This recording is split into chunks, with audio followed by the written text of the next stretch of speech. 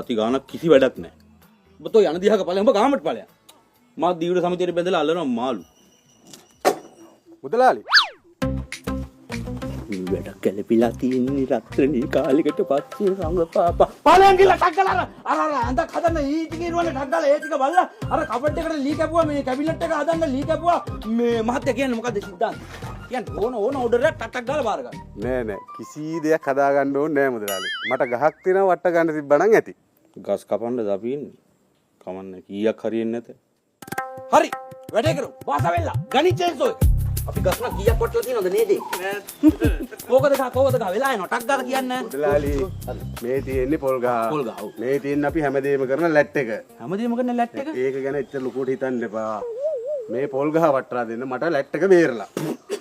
පොඩි සිද්ධාන්තයක්. මම කැමරාවට කරගන්න. බෝන්නේ නැහැ. මෙයා ගැන ඔයා දන්නේ නැහැ. සුපිරි බාසු නැහැ කෙනෙක්. එක දවසක් පොල් ගහක් තිබ්බනේ මෙහෙම නැවිලා.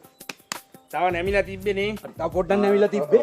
මෙතනින් දැම්ම වී කට් එක වැට්ටුවා කියන්නේ පොල් ගහ මේ පැත්තට. අනේ හොඳයිනේ.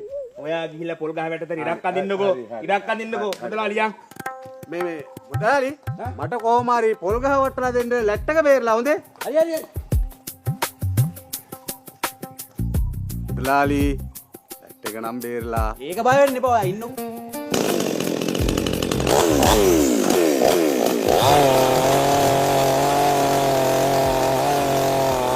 මුදලාලි ලැට් එක බේරලා. පොඩ්ඩක් ඉන්නකෝ කොයි. තමුසගේ මාර වදයන්නේ තියෙන්නේ. ඒ තමුසගේ විශ්වාස නැද්ද? හරි. ගහ කපන ගමන් ලැට් එකේ ඉන්නවා මම. වාසුඹ කප්පා.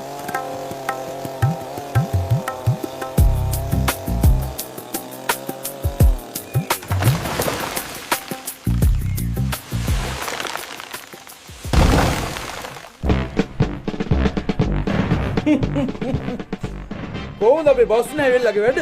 තවසේ රීවනි නෑ මම ඇතුලේ රීවේ නෑ. වාඩි වෙලා හිටියා විතරයි. ලැට් එක නම් බේරුණා. මොනෝ ගැට වෙලා තියෙනද? खत्म बाय बाय காலை வந்த வேலை தொடங்கு மாலை வந்த சிரிப்பு வழங்கு மரம் இருந்தா வடிவம் வரும் கைத்திறன் இருந்தா அழகு